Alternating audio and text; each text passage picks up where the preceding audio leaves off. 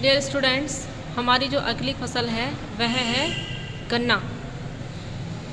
उत्पादन की दशाएं, तापमान जो है बोते समय 20 डिग्री सेल्सियस होना चाहिए गन्ने के लिए, पकते समय 25 डिग्री सेल्सियस से 28 डिग्री सेल्सियस तक होना चाहिए।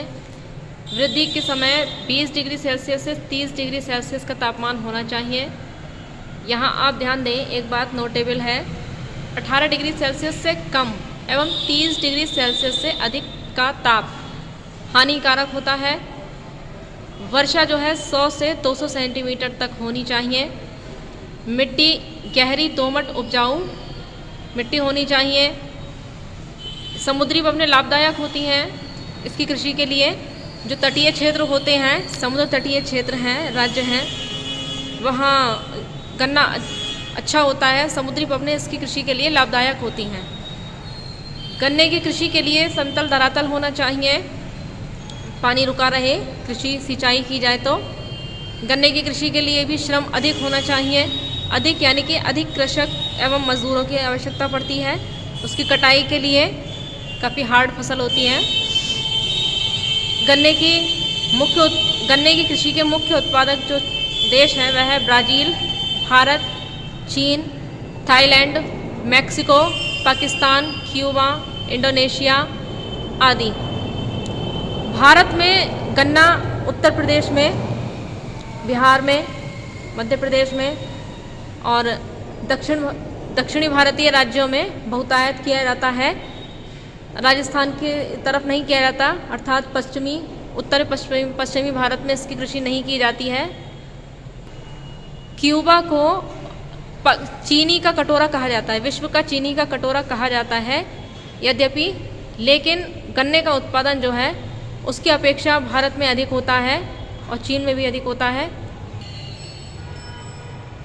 देखिए स्टूडेंट्स, जो हमारी अगली फसल है वह है चाय। चाय के उत्पादन की जो दशाएं हैं वह निम्नलिखित हैं।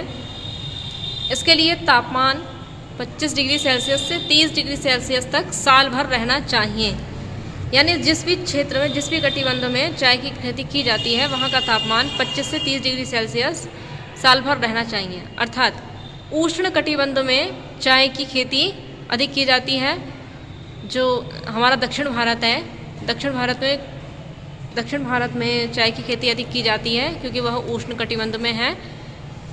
वर्षा 125 से 500 सेंटीमीटर तक होनी चाहिए। जो चाय का जो पौधा होता है उसकी पत्तियों के लिए वर्षा 125 से 500 सेंटीमीटर इसीलिए चाहिए क्योंकि उसकी पत्तियां कभी भी ना तो सूखनी चाहिए ना ही कभी पीली पड़नी चाहिए।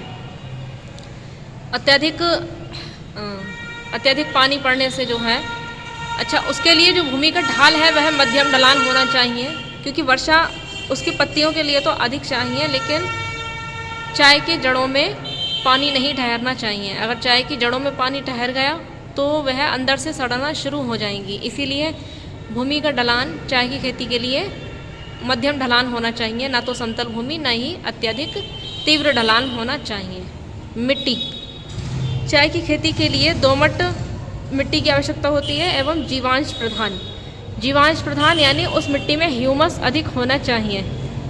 ह्यूमस जो होता है, जहाँ भी हमारी मिट्टी है वहाँ बड़े बड़े पेड़ पौधे होने चाहिए जिससे कि उनके पत्ते पतझड़ में झड़कर वहाँ की जो मिट्टी है उसमें ह्यूमस की मात्रा को बढ़ाते रहें। जो भी पत्ते वगैरह या शाखाएं वगैरह झड़कर गिर जाती हैं नीचे, मिट्टी में मिल जाती हैं, मिट्टी में मिलने के बाद में वह ह्यूमस का निर्माण करती हैं, तो वैसी ही मिट्टी चाय की खेती के लिए चाहिए।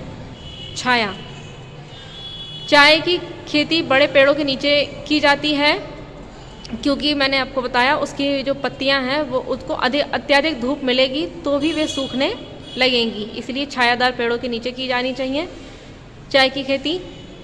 श्रमिक, पर्याप्त मात्रा में जो है सस्ते श्रमिक होने चाहिए क्योंकि अत्यधिक बड़े बड़े बागान होते हैं चाय की खेती के लिए, उसके लिए अधिक श्रमिक चाहिए, लेकिन सस्ते श्रमिक चाहिए क्योंकि मात्रा ज़्यादा होने के कारण उनको ज़्यादा मजदूरी देना संभव नहीं होगा।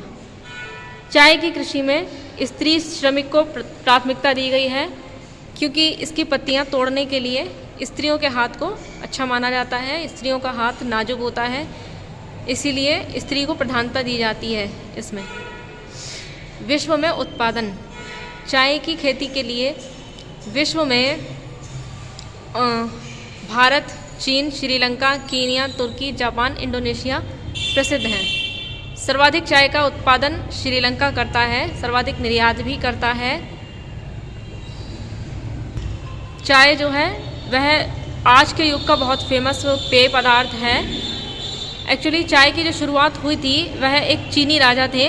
उन चीनी राजा एक बार गर्म पानी पी रहे थे कहीं बैठकर, तो वहाँ उनके पानी में कहीं से उड़कर आकर चाय की पत्ती गिर गई थी।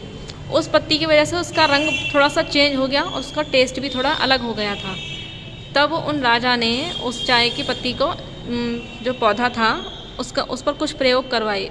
उससे उनको जो रिज़ल्ट मिला वह काफ़ी अच्छा मिला। इस प्रकार से जो है चाय की खोज हुई और आज ये पूरे विश्व में बहुत पसंद किया जाने वाला पेय पदार्थ बन चुकी है।